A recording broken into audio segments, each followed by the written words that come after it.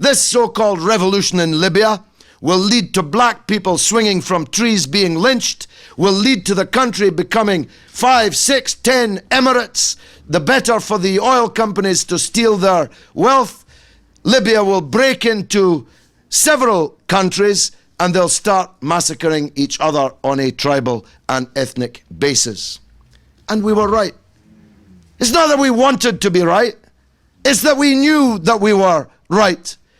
And those poor fools who follow the BBC are shown a propaganda film and well up as a result and support an imperialist war in consequence, were fooled again, just as they were fooled in the march to the war with Iraq, into the fake conclusion that because a country is led by a brute, a small tyrant, that the answer is to bring in the big tyrants to rule in his stead. This is a fundamental flaw of Western foreign policy in the region, and more people know it.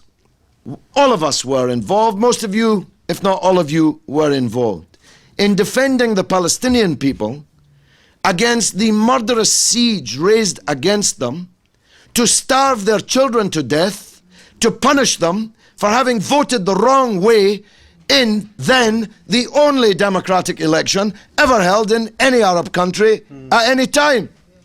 They voted for a party that Britain, America and Israel don't like, so they put on a siege, killed their children by hunger and poverty, and then, when that didn't succeed, launched a murderous war against them, locking the gates on all sides in Egypt and in Israel, the better to rain down bombs upon a defenseless people. And insofar as that small defenseless people had any small arms, they got it from and through Syria and through Iran.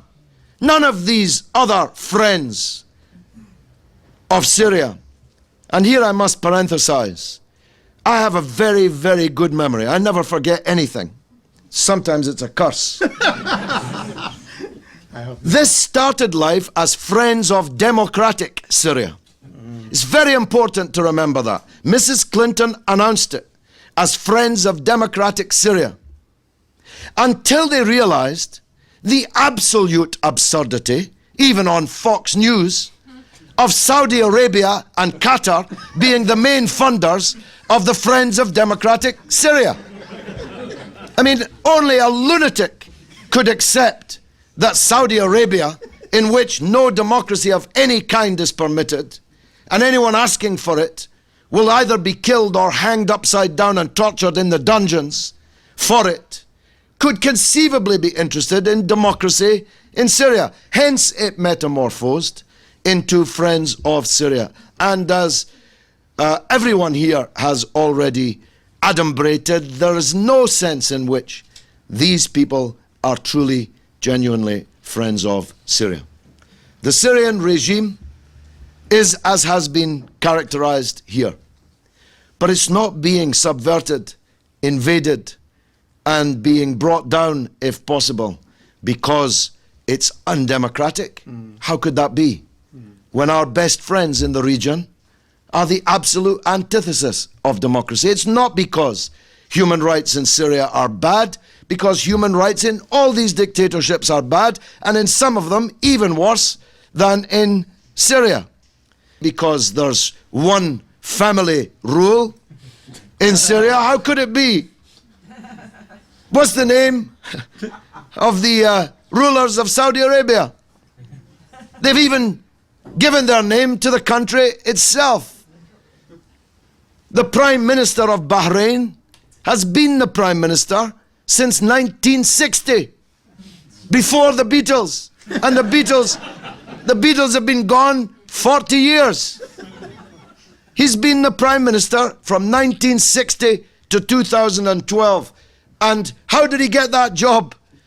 Because he's a member of the one family rule dictatorship in Bahrain.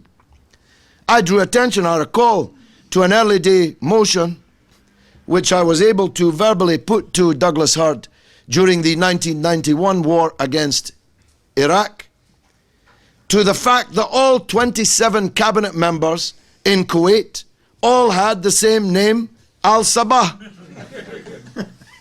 pointing out that Kuwait is a family business, though more of the Corleone variety than the Sainsbury family business. The idea that Syria should be attacked, invaded, subject to humanitarian intervention because it has one family rule for 40 years, that can't be the reason either, can it? It can't be for any of these reasons, and it isn't. Here's the reason, and I repeat what Dr. Sami said.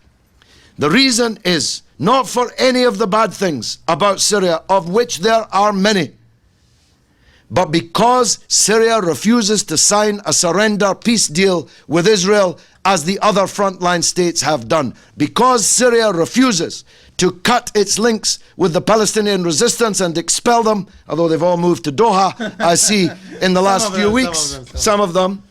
All roads lead to Doha, even the World Cup. Well, perhaps better not go into how that came about. But perhaps it was for the same reasons. The Syrians refuse to cut their relationship with the Palestinian revolution and its resistance. They refuse to cut their relations with the Lebanese national resistance, the only Arab army which ever gave Israel a beating on the battlefield. And by the way, that also was one of the reasons I won in Bradford, because everybody's watched my Sky News interview at the height of the Lebanese war. It's a no-brainer. Syria's being targeted because it refuses to be a base for imperialism in the region, because it refuses to agree that Iran is the head of a snake that needs to be cut off and itself invaded and subverted. That's why Mrs. Clinton and William Hague hate Syria, or rather its regime. Now, Jeremy Paxman put to me last night, again, as if it were some kind of accusation, that I had described Syria as the last castle of Arab dignity. The reason why this plot has failed, and believe me, it has failed, is because the Syrian people, not their regime, in fact, the regime for 40 years has been play acting and betraying.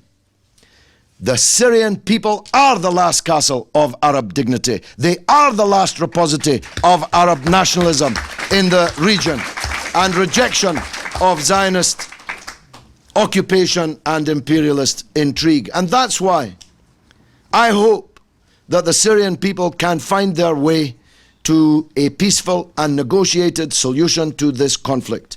Assad must go. This is the end of the era of dictatorship in Syria. We cannot have one family, one party, one regime ruling forever in any Arab country. And we will not support it. But we will not support the bigger tyrants invading and intervening to bring down the small ones, because we believe, as real friends of Syria, that that will lead to even more disaster than these dictatorships have caused. I just want to make one or two last points, if I may. The Muslim Brotherhood is not monolithic. It's not monolithic either in the world or even in any one country.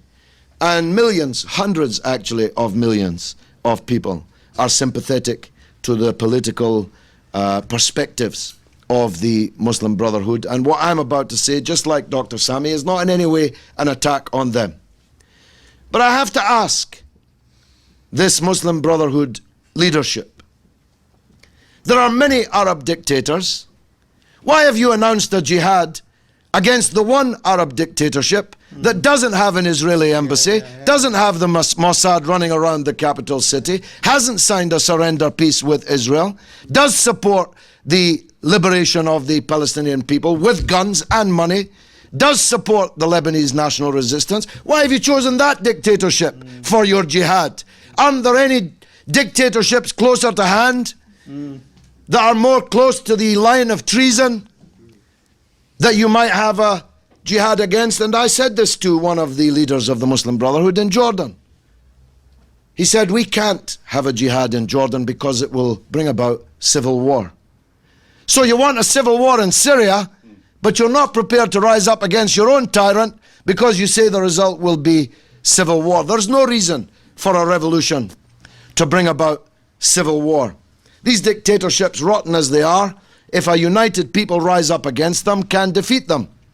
But if your revolution is pregnant with sectarianism and hatred of minorities, as I believe certain sectors of this Syrian revolution are, how can you expect to unite the people? If the Christians are frightened of you, if the Shiites are frightened of you, if the Alawiyin are frightened of you, if the Kurds are frightened of you, if the Yazidis are frightened of you, if the women are frightened of you, how can you unite the people in a revolution? So correct your line, correct your rhetoric, correct your tactics, and maybe your revolution will be successful. I hope, very much hope, that the Kofi Annan plan of a negotiated transition to democracy in Syria can work. I believe that it can work. I believe that it will work. I believe that we will have democratic elections in Syria this year. But if I'm wrong, anybody who launches a united, progressive, democratic struggle against the Syrian regime will have my support. But they will never have my support for my country bombing their country like we bombed Iraq, Libya and elsewhere. Wassalamu alaikum. Thank you.